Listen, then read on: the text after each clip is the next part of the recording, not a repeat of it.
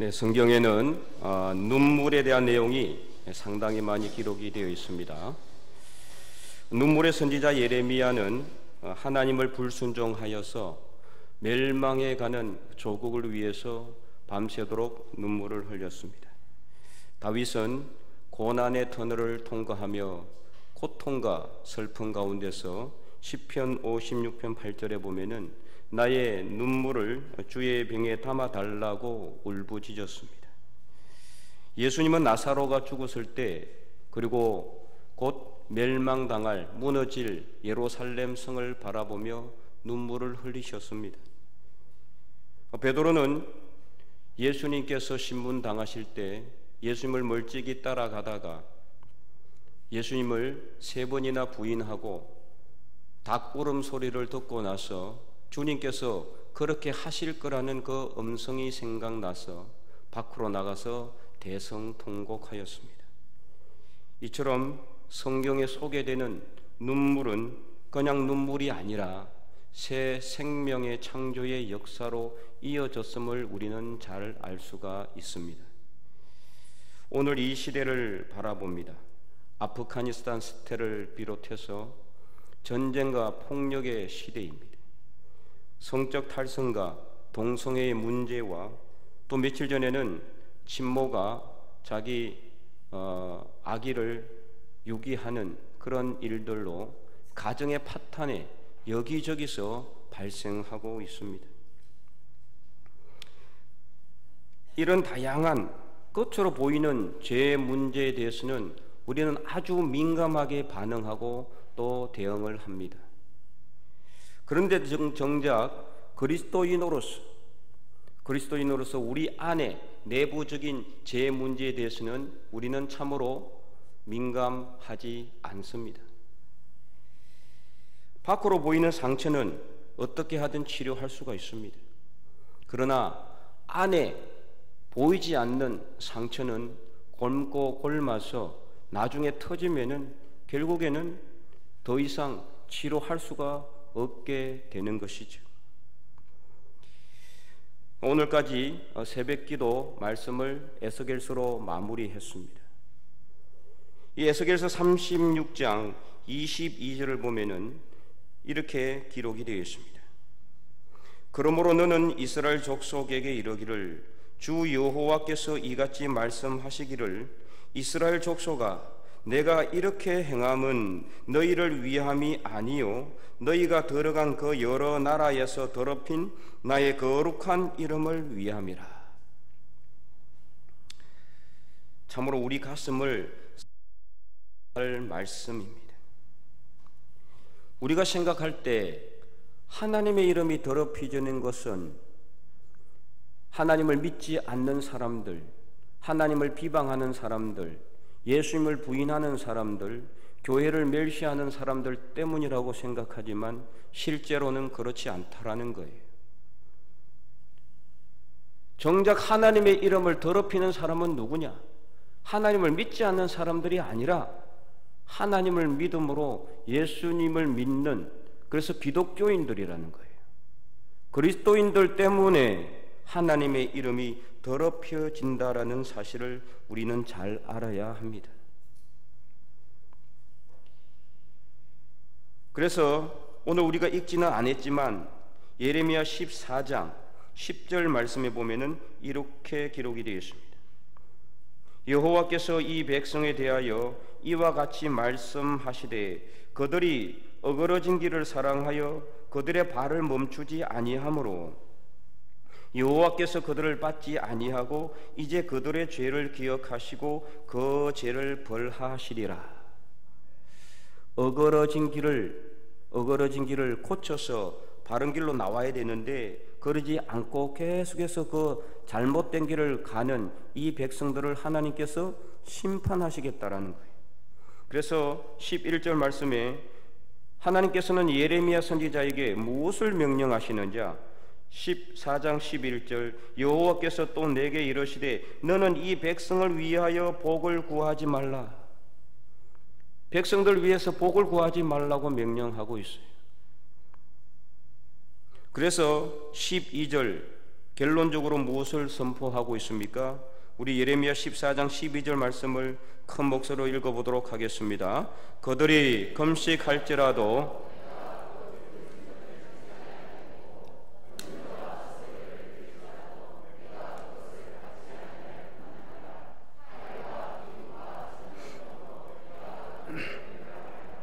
아멘. 이제는 멸하시겠다라는 거예요. 다 썰어버리고 멸망시켜 버리시겠다는 겁니다. 더 이상 기도해도 받지 않고 더 이상 이제 문을 닫아버리겠다는 겁니다. 근데 과연 이렇게 자신이 선택하신 백성들을 심판하시는 하나님은 그 마음이 어떠실까요? 그 마음이 즐거울까요? 그 마음에 기쁨이 있을까요? 절대 그렇지 않습니다. 하나님도 슬퍼서 눈물을 흘리는 분이십니다. 여러분, 하나님이 눈물을 흘린다는 사실을 알고 있습니까? 오늘 본문 17절 14장 예레미야 14장 17절 전반절, 그래서 17절 전반절을 우리 큰 목소리 읽어보도록 하겠습니다. 너는 이 말로 그들에게 이르라. 내 눈이 밤낮으로 그치지 아니하고 눈물을 흘리리니. 아멘. 하나님께서도 우신다는 사실입니다. 하나님께서도 우시는데 밤낮으로 그치지 아니하고 눈물을 흘리신다라고 말씀하고 있어요. 그 이유가 무엇입니까? 17절 후반절 말씀 역시 읽어보도록 하겠습니다. 이는 처녀딸 내 백성이 큰 파멸 중한 상처로 말미암아 망함이라. 아멘. 처녀딸 내 백성은 바로 이 본문에서는 이스라엘 백성들을 의미하는 것이고 또 남유다 백성들을 의미하는 것이고 예루살렘 주민들을 의미하는 것이고 오늘날 우리로 말한다면 바로 예수님을 믿는 그리스도인들을 의미하는 거예요. 그 처녀딸 내 백성이 큰 파멸 중한 상처로 말미암아 망해가고 있기 때문에 그것을 바라보는 하나님의 눈에 눈물이 흐른다는 사실입니다. 그것도 밤낮으로 그치지 아니하고 하나님이 우신다는 사실이에요. 그러면 그들이 행한 구체적인 죄악이 무엇입니까? 예레미야 13장 27절은 이렇게 기록하고 있습니다. 예레미야 13장 27절 말씀 읽어보도록 할까요? 내가 너의 간음과 사악한 소리와 들의 작은 산 위에서 내가 행한 음란과 음행과 가증한 것을 보았노라. 화 있을진저 예루살렘이여, 내가 얼마나 오랜 후에야 정결하게 되겠느냐 하시느냐. 아멘. 사악한 소리와 덜의 작은 산 위에서 내가 행한 음란과 음행, 이건 무엇입니까? 이것은 육체적인 죄를 의미하는 게 아니에요.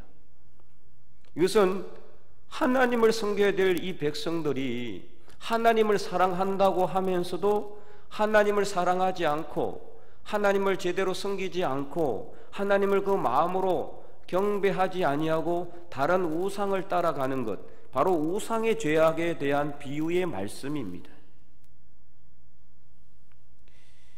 그래서 그들의 그 우상의 죄악으로 인해서 하나님께서는 그들을 벌하시겠다라고 말씀하고 있습니다.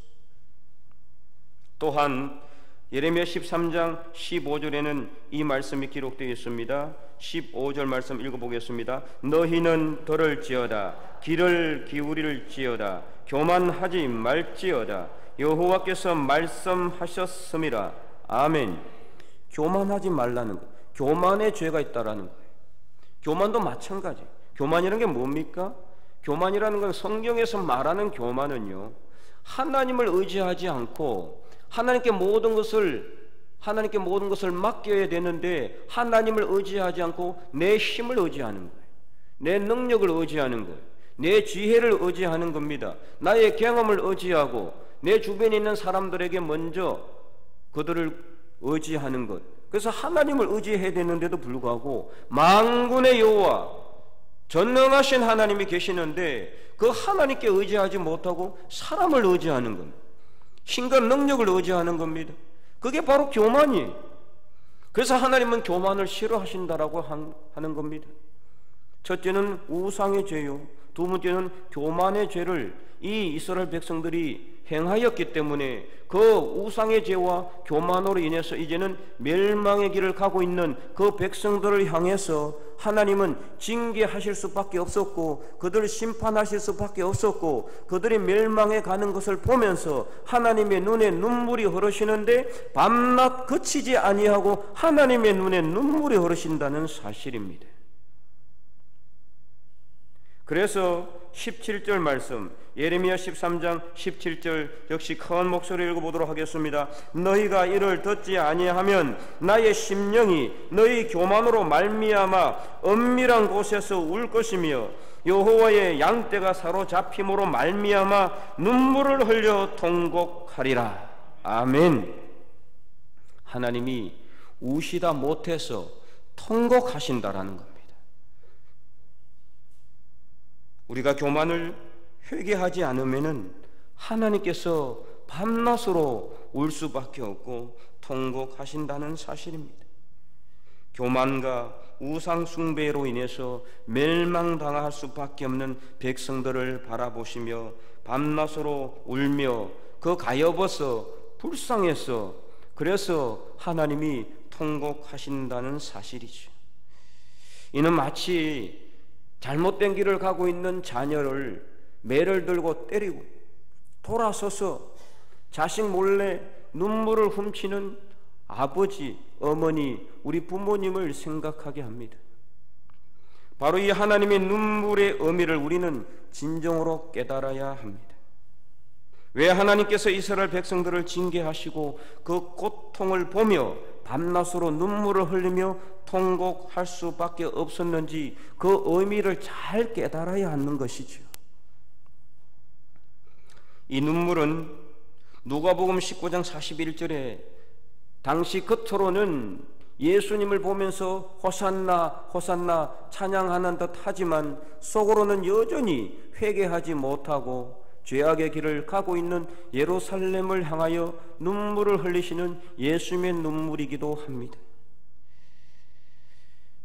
그런데 우리는 요즘에 눈앞의 현실만 보면은 정말 이해가 가지 않지요. 하나님은 왜 이 코로나라는 엄청난 재앙을 주셔서 우리로 이렇게 힘들게 하실까? 나는 열심히 교회도 잘 다니고 열심히 믿음 생활 잘 하고 있는데 왜 이렇게 고통스럽게 하실까? 안 믿는 사람들보다 더 큰 어려움을 당하게 하시는 이유는 무엇일까? 참 우리 인간의 생각으로는 이해할 수가 없습니다.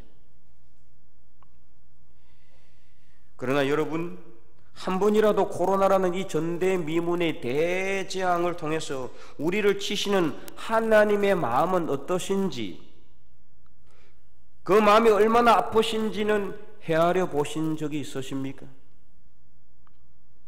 자식이 부모에게 매를 맞을 때 자기 아픈 것만 생각을 하지요. 매를 드시는 부모님의 마음을 전혀 헤아리지 못하는 것처럼 오늘 우리도 우리 아픈 것만 생각하고 있지는 않습니까?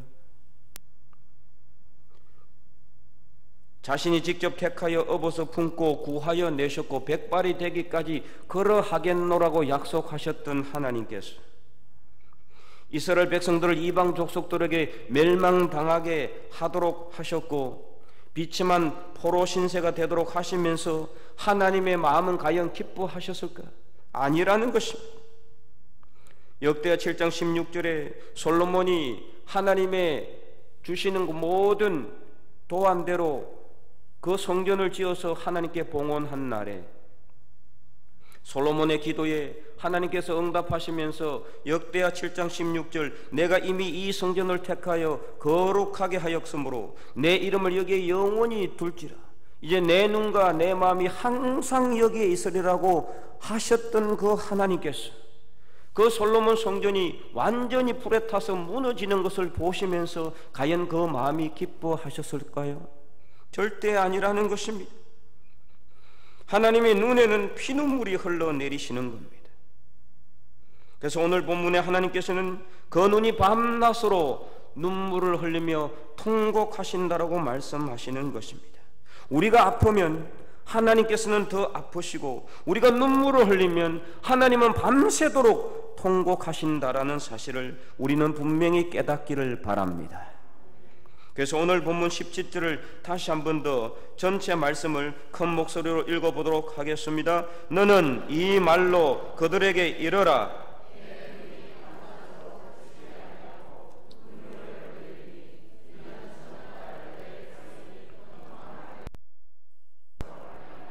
망함이라. 아멘.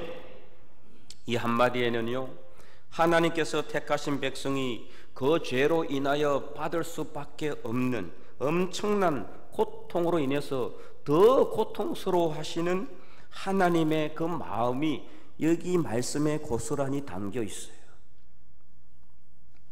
이 세상 그 어느 부모가 자식의 고통을 기뻐하겠습니까? 고슴도치도 그 자식은 사랑한다는 말이 있는데 우리 하나님은 더더욱 그런 것입니다.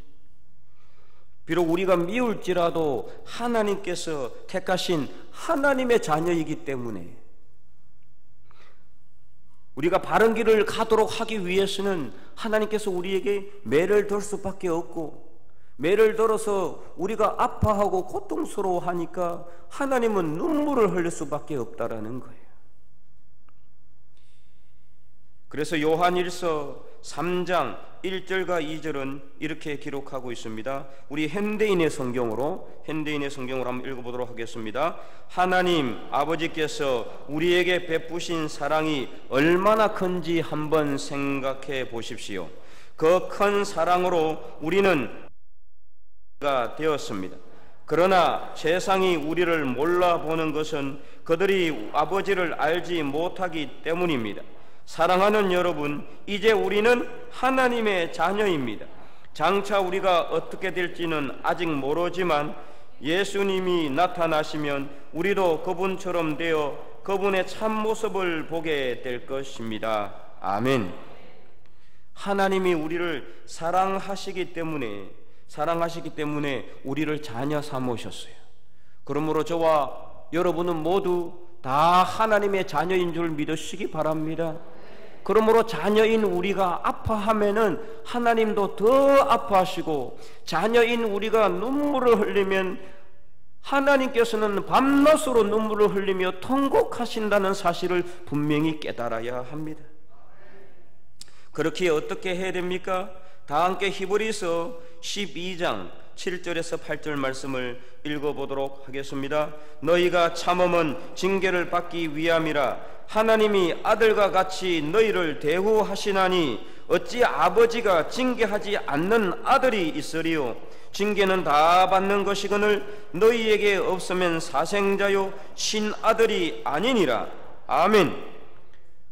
그래서 우리에게 고난을 주시는 거예요. 그렇기 때문에 우리는 참아야 돼요. 인내해야 됩니다. 하나님께서 우리를 자녀 삼으셨고 아들로 딸로 삼으셨기 때문에 우리가 바른 길을 갈 수 있도록 이렇게 징계하신다는 사실입니다. 그러므로 사랑하는 성도 여러분, 하나님은 오늘도 자녀된 우리를 위해서 눈물을 흘리고 있음을 깨닫기 바랍니다. 그것도 밤낮으로 그치지 아니하고 눈물을 흘리시며 통곡하시고 있습니다.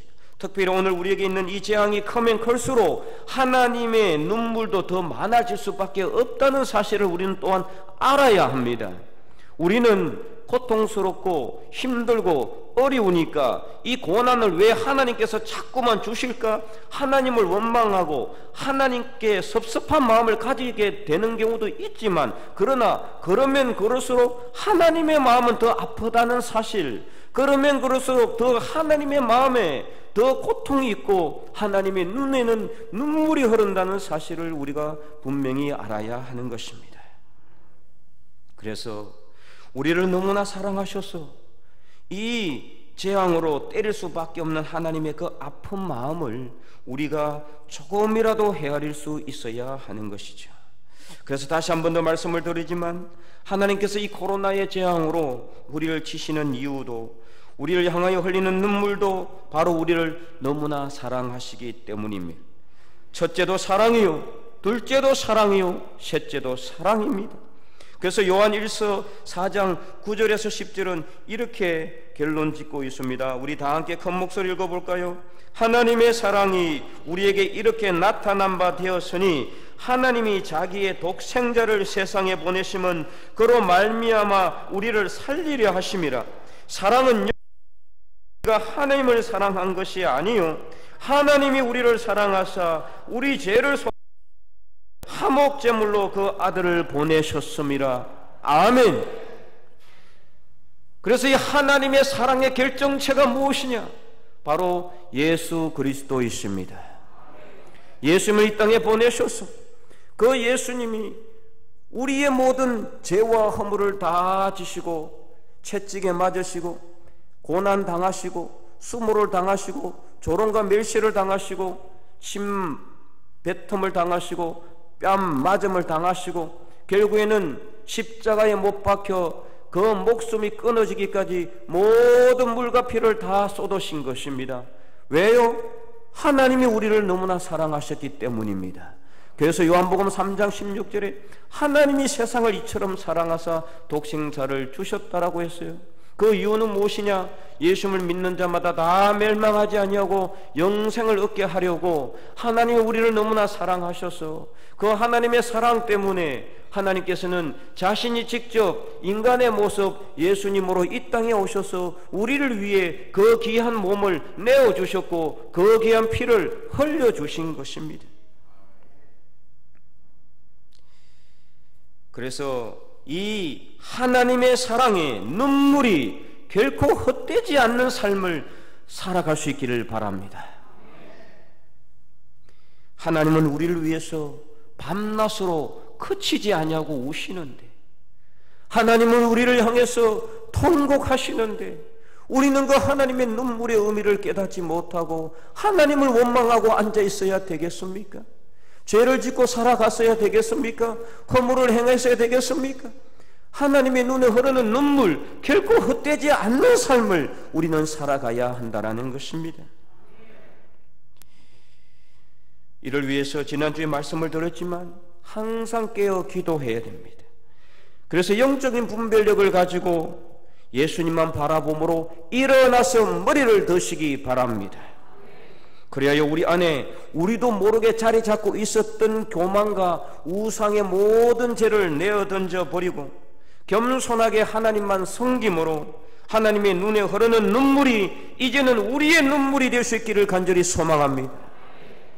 그래서 아무도 울지 않는 이 시대를 향하여 통곡하며 흘리는 그 하나님의 눈물이 우리의 눈물이 되어서 이 세상의 모든 어둠의 그림자가 물러가고 죄와 악이 사라지고 그래서 하나님의 영광의 빛이 드러날 수 있는 저와 여러분의 삶이 될 수 있기를 간절히 소망합니다.